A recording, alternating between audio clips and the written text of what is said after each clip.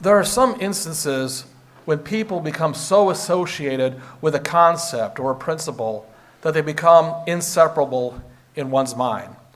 I'll give you an example. It's kind of a mental experiment. If I say Einstein, most of us think immediately genius. That Einstein and genius go hand in hand. Or if you say Mozart, immediately music comes to mind. If you say beauty, it's my girlfriend, Audrey Hepburn.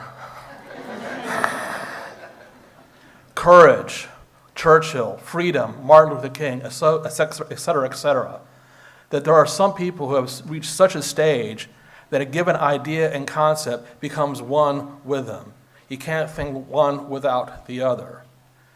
I know when people think Father Bud, they think high fashion and elegance, and I'm okay with that. And I would say this is a necessary move because these principles, these values, these truths now become alive because they have a human face, because they take on flesh. That's what makes them real. We have to see these things as they are embodied in a person, or they just remain theories. This is hyper true of Jesus. This seems like an odd time for Jesus to instruct people in the midst of grief. Martha and Mary have lost their dear brother. Jesus himself has lost one of his best friends. But this is a time in which they have to learn the meaning of something, specifically resurrection. Now, once again, Martha believes in resurrection. It's not a completely different new idea to her. This is part of her Jewish faith. Yeah, there's a resurrection. It's going to come at the end of time. So what? I'm in pain right now, Lord. I wanted you to be here and save my brother and your friend, and you weren't. So yeah, great, resurrection. What do I do with that now? She has to learn something important. That the resurrection isn't simply wishful thinking. It's not even just an object of hope. It's not a great idea or a theory. I am the resurrection. I'm not simply proclaiming resurrection. I'm not simply teaching about it. I am that power by which all things live.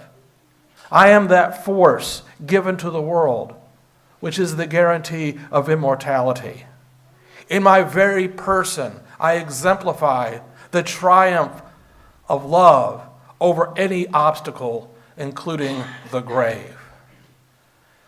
Martha has to learn this, and she does. Her eyes are open as she sees the truth about Jesus and resurrection. These two things never can be separated. And I would say that this is the point in all the readings we've had through the last few weeks. It really is a clarification of who Jesus is and what our teachings mean.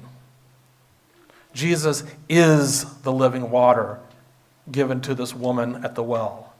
He is the light given to this blind man that allows him to see. And most importantly of all, he is the very resurrection by which we live. We cannot separate these two things. I think the mistake we can make in looking at these readings, and particularly this beautiful gospel today, is to think about it seriously only as wondrous accounts of something that happened 2,000 years ago. That is to miss the point. We are Martha and Mary. We are living in a world in which death seems all too real, in which we've all had disappointments, discouragements, and sometimes live in darkness. But if we come to understand that Jesus is what he's talking about, he is his message, he is the resurrection, then this experience of Lazarus can become ours. At some point in our life, we always have to hear these words addressed to this tomb, as if they are spoken to us, because they are. Come forth. Get out of the darkness. Live again and live always. This is what every Eucharistic celebration is. It is a reenactment of this scene.